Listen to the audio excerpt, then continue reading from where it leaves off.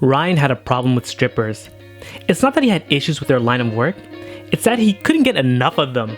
He frequented so many strip clubs that he soon became an expert on them. Yet, even after reaching this weird status, he still didn't get enough of these strippers. So Ryan decided to make a tweak. Instead of going to strip clubs, he and his friends would hire strippers to come directly to them. Ryan was living a wonderful bachelor life, throwing money at strippers with his friends and getting a lifetime's worth of lap dances. One day, Ryan and his friend wanted some strippers to give a private show, so he booked a hotel room and ordered a stripper to come. They expected the usual process, but when the stripper came, she asked to be paid first. It was an odd request, but Ryan gave her the money. The stripper counted the money in front of them, said thanks, and walked out of the hotel room. Ryan and his friend figured the stripper was getting ready or something, but when they looked out the window, they saw her getting in a car and driving away. They couldn't believe what just happened. They lost their money, but most importantly, they got no strip show. Ryan was utterly disappointed. We have to be like that stripper a bit and not be afraid of disappointing others. Now, I'm not saying to be questionable with your ethics, more so in learning to be okay with disappointing others' expectations of you. This is a big ask, but if you live a life where you don't want to risk disappointing others at all, well, it comes at a steep price. How steep? Try sacrificing your well-being. That's what happens when you care more about other people's opinions than your own. Someone rarely lived an honest and authentic life by refusing to disappoint others. And it makes sense, because repressing your honest wants and needs to avoid conflict leads to a pathetic life. Anybody with self-respect understands this. Friedrich Nietzsche in Beyond Good and Evil said it best. Sympathy for all would be tyranny for thee, my good neighbor. Funny enough, this isn't even the most critical reason, but I'll tell you what is. The thing about not being afraid to disappoint others is that it proves this.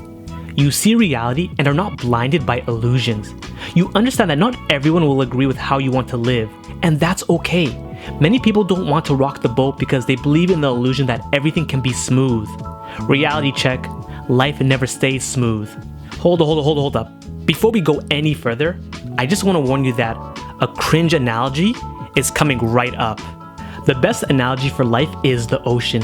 The ocean can be smooth, chaotic, and random. You never know what you will get with her. But an experienced sailor accepts this and doesn't shy away from it. When you accept the truth that your decisions and values will not have everyone's support, and you still commit to them, well, my dear viewer, you are one step closer to being the ideal version of yourself. However, as lovely as this sounds, we can only prove this definitive version by not being afraid to disappoint the people we love. And this one is tough. These are people whose feelings and opinions we care about. And that's fine. But the way to go about this is to consider these people's views and feelings. But make sure you're being honest with what you want, and trusting yourself enough to care more about what matters to you than others. And you know what?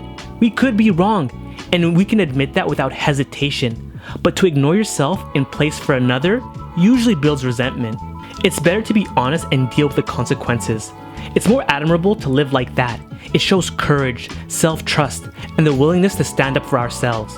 That being said, when you're in a moment standing up for yourself, it might feel like an emotional tsunami crashing down on you. So how do we survive this? The best way to survive is by preparing yourself. And the way to do that is by creating the standards you want in life and reviewing them.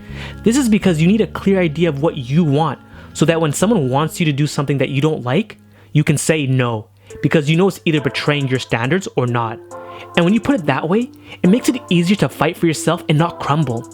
I recommend reviewing your life standards weekly, if not daily, because you need to have it ingrained in you so that you can live according to it.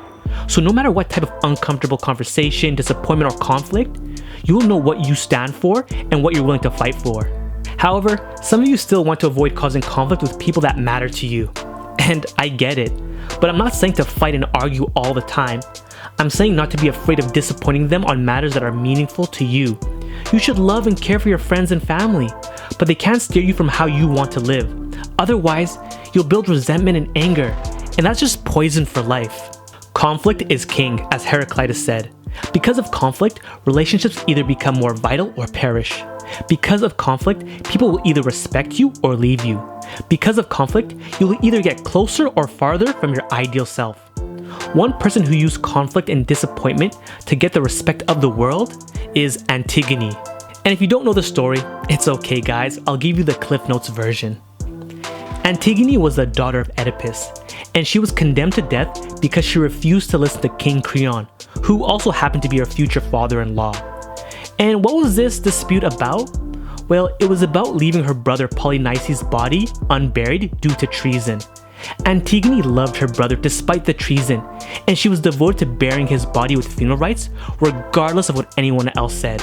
King Creon, on the other hand, wanted Polynices' body unburied because treason was unforgivable.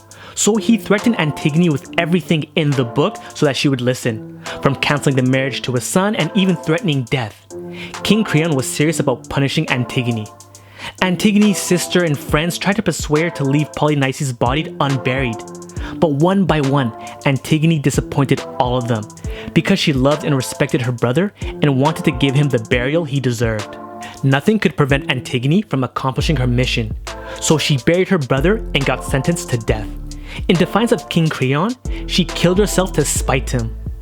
Countless readers are in awe of Antigone because she stood up for herself and what she believed in, regardless of who it disappointed.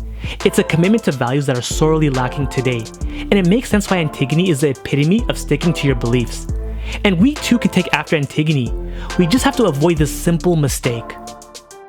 In the beginning, we get so hyped up and we create standards and follow them to a T. But as time goes on, we kind of run out of steam and we end up defaulting back to our bad habits of not wanting to disappoint others, even at our own cost. It's an honest mistake, but also a painful one. So the way to avoid making this mistake is to make it a habit to review your standards daily.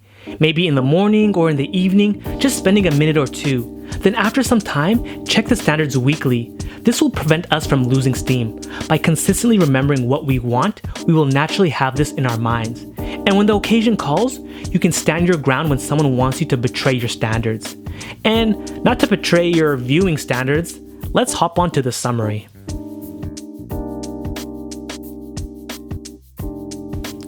The problem with never disappointing others is that you disappoint yourself. Being okay to disappoint others shows you see reality, and don't fall for the illusion of a smooth life. You need to be okay with disappointing the people you love, since they can have the strongest pull on you. To stay strong when disappointing others, you need to consistently review the standards you want in life. Some don't want to rock the boat with people they love, but you must remember that you are the most important person in your life, and you need to trust yourself enough. Antigone is a prime example in literature of sticking with your beliefs no matter who disagrees with you. A simple mistake to make is not committing to your standards consistently. To avoid this, review your standards daily until it's dedicated to memory. Life is full of nuances, and it's rough waters at times navigating them. But we must learn about them as soon as possible to deal with whatever difficult conversations come our way. It's not always going to be pretty, but at least you know you acted from a place of authenticity and self-honesty. And over time, this will lead you to enjoy life like Ryan did with his strippers. Alright guys, that's it for today. Thank you again for watching. Please don't forget to like this video, comment, subscribe to my channel, subscribe to my newsletter, and guys, remember, you're not just any type of nerd, you're a charismatic nerd.